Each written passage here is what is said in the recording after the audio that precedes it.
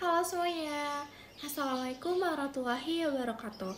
Perkenalkan, nama saya Sarvina Tira Zahra dari kelas 4D, dan di sini saya akan membahas tugas retorika yang membahas tentang bullying yang ada di sekolah. Sebelum masuk ke pembahasan, di sini saya akan menjelaskan tentang bullying itu sendiri.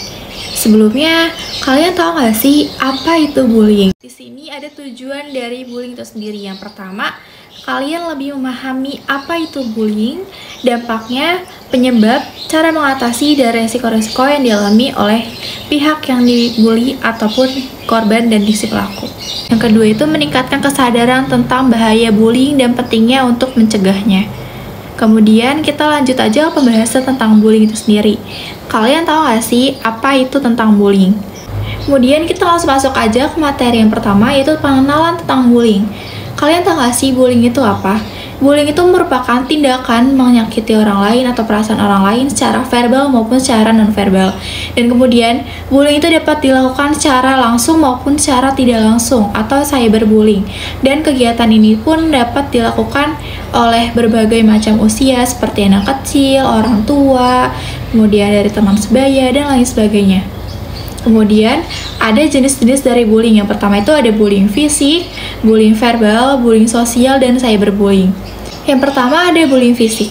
Bullying fisik itu seperti dengan memukul, mendorong, mencubit, kemudian dengan melakukan tindakan kekerasan. Kemudian ada tindakan bullying verbal.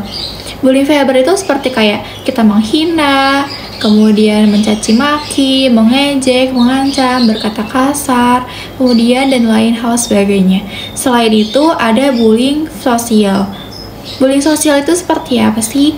Bullying sosial itu seperti kita membicarakan orang lain, mengucilkan, mengabaikan, kemudian dengan menyebarkan gosip-gosip dan lain sebagainya. Dan lalu ada cyberbullying. Cyberbullying itu seperti mengirim pesan teks yang berisi tentang ancaman ataupun hinaan. Kemudian dengan menyebarkan foto-foto atau video yang memalukan ataupun yang merugikan dari kita sendiri.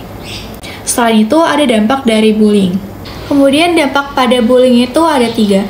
Yang pertama, dampak pada korban, dampak pada pelaku, dan dampak pada sanksi.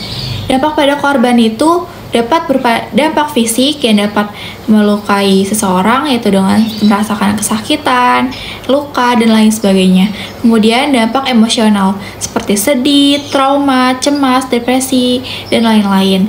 Selain itu ada dampak dari sosial, yaitu sulit bergaul, kemudian orangnya itu merasa dikucilkan, merasa cemas, terus merasa ditakuti, kayak gitu kan. Kemudian ada dampak dari akademis.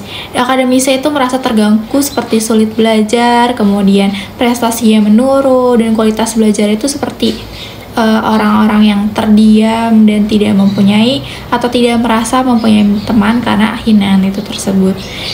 Kemudian dampak dari pelaku yaitu resiko terkena hukum, kemudian mudah emosional, mudah marah, dan lain sebagainya. Kemudian kesulitan dalam menjalin hubungan lagi dengan orang lain karena dari si pelaku itu tersebut. Dan tidak gampang mengambil kepercayaan dari orang lain juga. Kemudian dampak pada saksinya itu mungkin dari rasa cemas, kemudian tidak mempunyai rasa percaya diri, kemudian merasa bersalah karena tidak membantu dari si korbannya. Dari sanksinya dia di kemudian hari bisa menjadi korban bullying itu sendiri karena dia menjadi saksi dan dia mungkin merasa bersalah dari hal kejadian itu yang dirasakan oleh si pihak korban.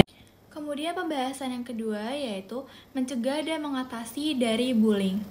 Yang pertama itu ada mencegah bullying, yaitu dengan menciptakan lingkungan yang aman dan inklusif, kemudian meningkatkan edukasi tentang bullying. Di dalam menciptakan lingkungan sekolah yang positif dan inklusif dengan menanamkan nilai-nilai positif dari sekolah itu tersendiri tentang bullying. Kemudian meningkatkan pengawasan dari kontrol sekolah. Kemudian memberikan pelatihan tentang materi-materi bullying kepada anak-anak, kemudian melibatkan orang tua dalam upaya pencegahan dari bullying itu sendiri. Kemudian dari meningkatkan edukasi tentang bullying dengan memberikan edukasi tentang bullying kepada siswa, guru, orang tua, dan staf-staf dari pihak sekolah. Kemudian memberikan informasi penting tentang cara mencegah dan mengatasi dari bullying. kemudian meningkatkan kesadaran tentang bahaya dari bullying itu sendiri. Kemudian cara mengatasi bullying yaitu dengan berusaha tetap tenang, kemudian kamu jauhkan diri kamu itu dari pelaku bullying, kemudian laporkan bullying kepada pihak-pihak yang berwajib dan pihak yang percaya atau yang kamu percaya seperti dengan orang tua, guru, ataupun dari bimbingan konseling seperti yang ada di sekolah. Kemudian simpan bukti bullying itu seperti dengan pesan teks, foto, ataupun video. Kemudian cari bantuan dari profesional jika kamu membutuhkannya dengan hal-hal penting kayak gitu. Kemudian, jika kamu mendapat bullying tersebut, kamu harus laporkan bullying itu kepada pihak yang berwajib. Dan apabila kamu melihat bullying itu tersebut, kamu harus melaporkannya dan memberhentikannya. Kemudian, kamu laporkan bullying itu kepada orang dewasa yang kamu percaya dan berikan dukungan kepada orang yang dibullying itu. Kemudian, jangan menjadi pelaku bullying ataupun saksi biasa, ataupun menjadi saksi bisu. Kemudian, jika kamu adalah perilaku bullying, kamu itu harus menjadi orang yang sadar bahwa perilaku bullying itu adalah perilaku yang tidak baik. Kemudian kamu cari bantuan kepada orang dewasa yang kamu percaya dan ikuti program-program anti bullying di sekolah, dan kamu harus memberhentikan bullying itu tersebut kepada si korbannya. Kemudian untuk penutup, bullying adalah masalah serius yang dapat memiliki dampak yang sangat berbahaya dan dampak buruk pada seseorang. Dan kemudian penting untuk bekerja sama untuk mencegah bullying dan mengatasi serta menciptakan lingkungan yang aman dan nyaman bagi semua orang. Kemudian mari bersama-sama kita ciptakan sekolah yang bebas dari bullying. Bullying adalah tindakan menyakiti orang lain secara verbal maupun secara non-verbal, ataupun secara sosial dengan sengaja ataupun secara berulang kali. Kemudian dampaknya bisa parah, baik bagi korban, pelaku maupun pihak saksi. Kemudian korban itu bisa mengalami trauma, depresi, kecemasan, dan lain-lain, sehingga mereka tuh sulit dengan bersosialisasi. Kemudian kita harus saling bekerja sama untuk mencegah bullying itu sendiri.